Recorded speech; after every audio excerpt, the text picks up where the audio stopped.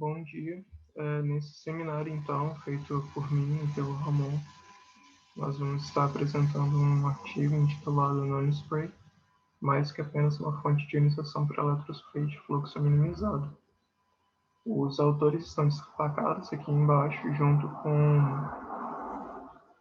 o instituto aonde eles desenvolveram esse trabalho. Esse trabalho, então, foi dividido na introdução, parte experimental, solução de NaCl, solução de insulina com NaCl, solução de maltopentalose com NaCl e as conclusões tiradas pelos autores. Falando então da introdução, eu vou abordar brevemente o que seria o eletrospray, explicando aqui nesse exemplo do lado. Então, o eletrospray seria uma técnica de ionização onde você aplica um potencial em um tubo capilar e tem um líquido passando por ele. Esse líquido costuma estar passando por um fluxo baixo e devido ao potencial aplicado você tem o aparecimento de cargas nesse líquido. Essas cargas então se acumulam na superfície, nessa saída do capilar, na superfície desse líquido, e levam à formação do cone de Taylor, devido a esse acúmulo de cargas. Esse cone de Taylor seria propriamente dito, o spray de íons. A partir daqui, então, são formados as gotículas de solvente analítico, que tem uma determinada carga inicial. E o que acontece a partir desse momento? Para acontecer a liberação do analito, para ser detectado no detector, é necessário que ocorra uma redução do tamanho dessa gotícula até um tamanho crítico, onde vai ocorrer a liberação desse analito ionizado. Então, para isso acontecer, ocorre evaporação do solvente dessa gotícula. Essa evaporação pode acontecer tanto utilizando um capilar aquecido ou um fluxo de gás também, que vai levar à evaporação do solvente. Bom, com a redução do tamanho dessa gotícula devido a essas duas possibilidades que eu comentei, a gotícula reduz de tamanho e você tem, consequentemente, uma maior concentração de cargas. Quando esse tamanho de gotícula atinge o valor limite, ela vai sofrer o que é chamado de fissão coulombica, onde essa fissão ocorre em decorrência do acúmulo de cargas, e isso vai levar à formação de gotículas menores, geralmente uma ordem de grandeza menor. Então, por exemplo, se você tem uma gotinha em micrômetros, você vai formar em centenas de nanômetros. E essas gotinhas, então, se tiverem o tamanho ideal, vão liberar anelito para ser identificado no detector. Algumas características importantes dessa fonte de ionização, então, é que ela é sensível à concentração do analito e não à quantidade dele que tem realmente nessa solução. E também que nessa técnica, nessa forma de ionizar o analito, você tem a produção de moléculas multicarregadas. O que é interessante porque, como o sinal de Mz é massa sobre carga, se você tem uma molécula multicarregada, você vai conseguir identificar moléculas de massa muito grande numa faixa de Mz pequena, dependendo de quantas cargas essa molécula tiver. Falando então da parte experimental do artigo, para falar do nanospray, eles fizeram uma comparação dessa técnica com a eletrospray. Aqui são alguns parâmetros que foram utilizados, como o capilar metálico, com um diâmetro de 300 micrômetros. Esse diâmetro seria o diâmetro do capilar inteiro e não da abertura. Foi usado um fluxo de 3 microlitros por minuto, gás de bainha de nitrogênio e potencial aplicado de 4,8 kV. Para o nanospray, por outro lado, foi utilizado o capilar de vidro borosilicato, que foi coberta com camada de ouro E esse conjunto aqui, então, tinha 1,2 milímetros de diâmetro. A abertura desse capilar, por outro lado, era menor, ou aproximadamente igual a 2 micrômetros. E o potencial aplicado foi de 800 volts. Nessa parte de baixo, os autores destacam que, para evitar que houvesse mudança na distribuição, ou seja, uma distribuição não homogênea dos íons agregados, acarretada por dissociação induzida por colisão, eles não aplicaram diferença de potencial entre o capilar aquecido, as lentes e o skimmer, que seria tipo uma peneira. Eles não aplicaram esse potencial nessas partes do equipamento. Bom, as soluções testadas então eram misturas de água, metanol e ácido acético, e os solutos utilizados foram NaCl, insulina e esse açúcar, maltopentálase. As concentrações que foram testadas então do NaCl foram variadas entre 10 a menos 1 e 10 a menos 5, enquanto tanto a do peptídeo quanto a do açúcar foram mantidas em 10 a menos 5. Falando então dessa primeira parte da solução de NaCl, eu trago alguns parâmetros que foram utilizados nesses experimentos e eu chamo a atenção para 2 pontos, que seria o tamanho de gota formado logo ali, após a saída do electrospray. Seria para o electrospray de 445 nanômetros aproximadamente, e para o nanospray esse tamanho é muito menor, 84. Outro ponto interessante seria a razão de concentração de Na+ para NaCl nessa solução. O que isso daqui quer dizer? Quer dizer que, para a mesma concentração, nesses dois casos, você tem mais cargas no nanospray do que no electrospray. O que isso vai acarretar? Na introdução eu comentei que o analito é liberado quando a gotícula atinge um tamanho crítico, aproximadamente 10 nanômetros, onde ela vai liberar esse analito ionizado que vai ser detectado. Se a gotícula inicial já possui um tamanho reduzido e uma alta concentração de carga, isso quer dizer que ela vai sofrer fissão coulombica num estágio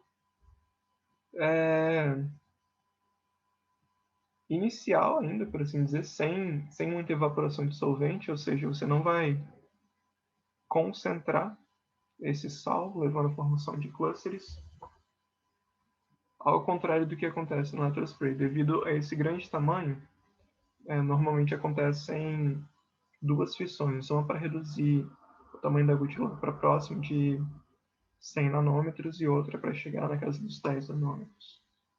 Devido a essa quantidade de carga menor, então ela também precisa passar por um processo de evaporação mais demorado para conseguir acumular carga suficiente que vai levar à fissão dessa gotícula. Então, por nanospray, isso acontece antes, não tem formação exagerada de clusters, por assim dizer. E isso é refletido nos espectros coletados. Por exemplo, para a solução 10A2 menos 2 mol por litro de NaCl, são observadas duas famílias de clusters metálicos. Uma família com carga mais e uma família com carga 2 mais. No nanospray, esse espectro é bem resolvido, você consegue identificar e separar cada um dessas famílias de clusters, enquanto que no ion spray, devido a essa concentração que acontece, devido ao tamanho inicial de gotícula maior, você perde essa resolução e não consegue mais distinguir o ruído dos picos. Você não consegue resolver muito bem também o que é cluster mais 2 e o que é cluster mais. Tanto que a gente pode observar que temos alguns picos nessa região que não são distinguíveis do ruído aqui. Bem, dando continuidade à apresentação, eu vou estar mostrando agora umas análises que foram realizadas com duas soluções, né? Agora eu vou mostrar aqui uma análise da solução de insulina bovina com a solução de NaCl. Os primeiros dois espectros que eu estou trazendo aqui, eles são em condições de nanospray. E o que vai mudar entre eles é a concentração do sal, né? A concentração da solução de NaCl. Aqui nós vamos ter 10 a menos 1, enquanto aqui nós vamos ter 10 a menos 2. E ambos os espectros, se a gente observar, eles nos dão umas informações e apresentam sinais referentes à insulina, né? Que seriam esses sinais que são destacados aqui com esses quadradinhos. A diferença entre os espectros, a principal delas que a gente pode observar é a intensidade dos sinais, né? Se a gente observar no espectro de 10 a menos 1, os sinais aqui eles estão um pouco mais intensos do que os sinais aqui. Isso se deve ao fato de que a gente diminuiu a concentração de NaCl, então a concentração dos clusters que vão ser formados, elas também vão diminuir. Então essas intensidades elas tendem a diminuir também. Mas ambos os espectros eles são conclusivos, nós conseguimos tirar a informação deles. Entretanto, se nós formos observar a mesma análise da insulina bovina com o NaCl em concentração 10 a menos 2, agora, em condições de ion spray, o que nós vamos obter vai ser esse espectro aqui. E o que os autores eles falaram a respeito disso? Que esse espectro, como a gente pode observar, ele não é tão conclusivo, né? Os sinais referentes à insulina, a gente não consegue observar eles tão bem, o espectro possui muito ruído, muita interferência, devido à formação de muitos clusters, né? Aqui a concentração deles ela é muito mais presente do que quando trabalhamos em condições de nanospray. Eles ainda continuaram fazendo as análises da mesma solução de insulina bovina com NaCl, e agora o que eles fizeram foi diminuir ainda mais a concentração de NaCl, né? E aqui eu estou trazendo os dois espectros que eles trazem no artigo, aqui em nanospray a concentração de 10 a menos 3, e aqui em iospray a concentração de 10 a menos 3 também. E os espectros aqui, ambos estão agora limpos, né? A gente não tem mais o espectro de iospray tão poluído, com tanto ruído, a gente consegue trabalhar melhor com ele. Entretanto, o que acontece é que houve não só uma perda de ruído, né? O espectro não ficou mais limpo, houve também uma perda de informação, alguns sinais que apareciam nos espectros anteriores, né? Tanto no caso dos de nanospray, que tiveram sinais que foi mais conclusivo, eles não estão presentes aqui, né? A gente tem menos sinais que seriam referentes à insulina. Então, mesmo que a gente consiga agora ter um espectro mais limpo, a gente não vai ter um espectro tão conclusivo, porque ele não vai nos dar tantas informações quanto espectros que possuem uma concentração um pouquinho mais elevada de NaCl. E uma coisa também que os autores falaram, que eles observaram, é que se nós compararmos o espectro de ion spray com o espectro de nanospray em concentrações de sal diferente, a gente consegue ver uma relação. Como assim, né? Se nós pegarmos, por exemplo, esse espectro aqui de nanospray, ele está numa concentração de 10 a menos 1 de NaCl. E eles falaram que um espectro de nanospray, ele tende a apresentar os mesmos sinais referentes aos clusters do que um espectro de ion spray a uma concentração um pouco mais baixa, né? Então, se a gente pegasse e comparar teria que comparar esse espectro aqui de nanospray com esse espectro de ion spray. E o que eles quiseram dizer é que, tipo, os sinais dos clusters observados aqui seriam os mesmos dos clusters observados aqui. Então, para comparar esse espectro aqui de nanospray de 10 a menos 2, nós teríamos que comparar com o espectro de iospray de 10 a menos 3. Então, seria uma comparação desse espectro aqui com este daqui. E o que a gente consegue observar é mais ou menos isso mesmo, né? Os sinais aqui seriam referentes aos clusters, eles estão aqui entre 400 e 800, e aqui também a gente tem esses sinais aqui entre 400 e 800, né? Então, foi uma coisa que os autores discutiram no artigo que foi meio que observado por eles. Agora, Uma outra análise que foi realizada é uma análise de uma solução de maltopentaose com NaCl. Os autores já começaram falando que você analisar um açúcar utilizando uma solução de sal, isso costuma ser uma coisa trabalhosa, não costuma dar um resultado tão bom. É uma coisa difícil. E com o nanospray, o que eles observaram foi esse espectro aqui, né? É importante falar que agora a concentração de NaCl para os dois é a mesma, né? 10-3, 10-3. E eles obtiveram esse espectro aqui para o nanospray, onde a gente consegue observar os sinais referentes aos clusters e também o sinal referente ao açúcar observado. Quando a gente faz essa análise com o Ion Spray, o que é observado é esse espectro aqui, que é um espectro que ele é muito inconclusivo porque ele está completamente poluído, né, tem muito ruído e você não consegue tirar muita informação dele.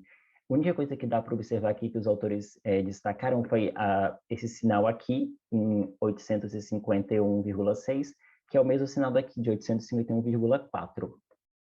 Mas, tirando isso, você não consegue observar os outros sinais, porque tem uma concentração muito grande de clusters, né? Então, acaba escondendo e mascarando os sinais do analito que a gente quer observar. Bem, a conclusão que os autores trouxeram foi meio que comparando o nanospray com o ion spray. A gotícula formada, né, pelo nanospray, ela tende a ser menor e vai ter uma alta carga. E devido a isso, o que acontece é que essa gotícula ela separa ainda mais em outras gotículas. E por isso que a concentração ela acaba não sendo tão significativa quando a gente trabalha com nanospray. Diferente do ion spray, né, onde a gotícula ela é um pouco maior do que a gerada pelo nanospray, e devido à evaporação do solvente, acaba concentrando ainda mais aquela solução e aumentando a concentração do sal, né? E com isso acontece a formação de mais clusters, né? Se aumentar a concentração do sal, consequentemente vai ter mais clusters. Então, os espectros de ion spray, eles acabam tendo mais ruídos, mais interferentes, e acaba mascarando mais os sinais do analito que a gente quer estudar. Então, por isso que é recomendado que, os autores trouxeram, né, que é o recomendado quando for analisar uma solução que vai usar, onde vai ser utilizada uma solução salina, como por exemplo o NaCl, que foi o caso do estudo, o recomendado é o estudo pelo nanospray, né, porque como foi observado durante todo o artigo, durante toda a apresentação, os espectros de nanospray, eles sempre foram mais conclusivos, mais limpos, de mais fácil identificação, de mais fácil trabalhar. Então, por isso que ele é o recomendado. Bem, o que a gente tinha para apresentar era isso. Espero que vocês tenham gostado.